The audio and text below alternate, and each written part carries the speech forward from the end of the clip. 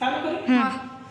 क्रांतीसूर्य डॉक्टर बाबासाहेब आंबेडकर यांच्या महापरिनिर्वाणानिमित्त विनम्र अभिवादन.